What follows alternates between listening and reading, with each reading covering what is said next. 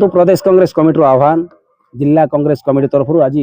कोरापुटर Tata power जो कार्यालय रही कार्यालय आम विक्षोभ कार्यक्रम रही प्रमुख भूमिका एवं विषय वस्तु रही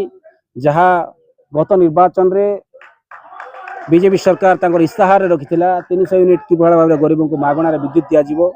से विद्युत वर्तमान लोक मिलनी एवं जो भाव में एसडी सिक्यूरिटी डिपोजिट वर्तमान आरंभ कर टाटा पावर गरीब जनसाधारण वर्तमान देवाई प्रस्तुत ना जेहेतु विभिन्न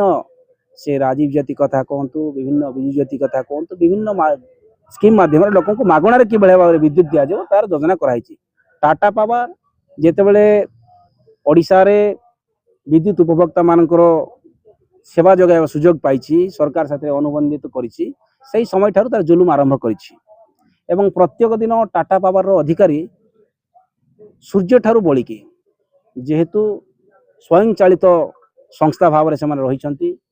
जेकोसी दिन में आप अनुमान करेंगे जनसाधारण विद्युत काटा जाऊँ समस्या शुणापी के नहांती जो भाव में विद्युत विभाग किसी अधिकारी अच्छा किसी कर्मचारी अच्छा जो माने संपूर्ण भाव में प्रशासन सरकार हाथ बारिश साजी जनसाधारण को जुलुम कर कर्मचारी गाँ गहली प्रादुर्भाव जो वृद्धि करने चेष्टा कर प्रादुर्भाव को रोक करने प्रदेश कांग्रेस कमिटी सभापति नेतृत्व में आज जिला कांग्रेस कमिटी आज आम कर्मकर्ता साथी रे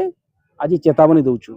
एवं से भावुं पुलिस प्रशासन को लगे आमको रोकीदेवे ये आक्रोश कांग्रेस दल आक्रोश नुहे ये आक्रोश जनसाधारण आक्रोश जदि आक्रोश को एमाने पुलिस लगे बंद कर भावुं संपूर्ण भूल तेणु जनसाधारण जागी जाइछथि आसंता दिन जदि एमानकर मनमानी बंद न हुए ताले निश्चित भाव में टाटा पावर कौन सप्लाई करबा हम जानिनो किंतु तांको आमे कोरापुट जिल्लार बाहर को सप्लाई करबा बाध्य।